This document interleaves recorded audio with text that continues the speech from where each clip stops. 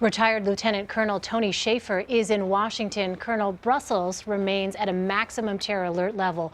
What kind of threat could force an entire city to shut down? Well, anything regarding a mass casualty attack, we're talking about something like we saw in Mumbai, the Mumbai attack, or like we saw in Paris, where you have multiple shooters moving through the streets, doing different things. This is the worst case scenario. 60 Minutes reported just last night about this. My friend Ray McPartland was talking about this from New York City, where clearly anything to do with multiple shooters, multiple locations, is clearly designed to overwhelm the police and security force responses. So that clearly could bring any major city to its knees rapidly. Colonel, police have arrested 21 people in terror raids over the weekend. Are these type of raids and shutdowns sort of the new normal in Europe? And also, what kind of intelligence, if any, can be gleaned from individuals who are caught up in these kinds of dragnets? Good point. Well, first, the new norm. Well, look, we've seen mass casualty attacks, which literally are the wave of the future for at least ISIS for now. They're very inexpensive. We're talking about a handful of AK-47s, some homemade explosive, 3 teams of 3 people. When you've got $2 billion and you can spend, $1 million on an attack, that's nothing. So I think this was effective for them. This was a propaganda victory as well as a real victory, even though their side, everybody died. That's what they want.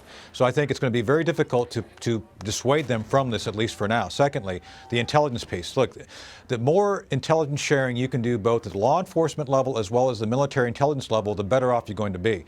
We've come to find now that a lot of the information that related to the attacks was actually available. Most of the individuals were already on radar of law enforcement and military intelligence. And simply put, no one was able to put together the pieces in time. Plus, these folks executed their operation in real time. They were texting each other in the open, and no one was able to respond to that rapidly enough to get ahead of them. So this is something we have to look at, is fixing the intelligence.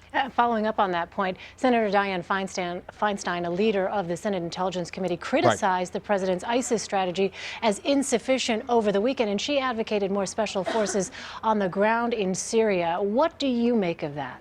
Well, she's correct. We've got to do more than just Syria, though. I mean, look, ISIS has become expeditionary. We have to look at where it's going expeditionary-wise. We have to go at them directly where they live. They live in Syria.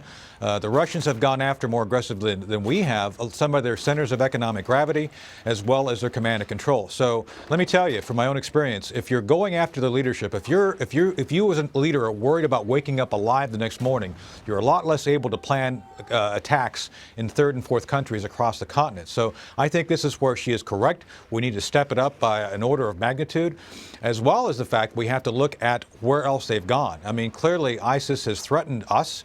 There's no reason to doubt that that is a valid threat based on the fact that everything else they threatened, they've continued to follow through on. So we got to do both, though. We can't simply just go to Syria. We got to look at where they're going ahead of them as well.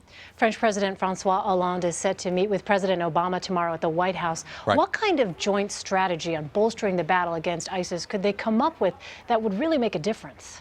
Well, first off, I'd like to believe President Hollande will share with us some very embarrassing information about the mistakes that were made to miss this attack. We have to learn from that. We've got to take those and internalize those lessons so that we don't make the same mistakes. Secondly, NATO. This is the shared space that we've already got with the French. I think we should enhance, both regarding Syria, ISIS there, as well as, as I mentioned, the expeditionary nature of ISIS now. The intelligence sharing piece is something that we should look at. We developed this during the Cold War. It worked very well. I've worked with the French before.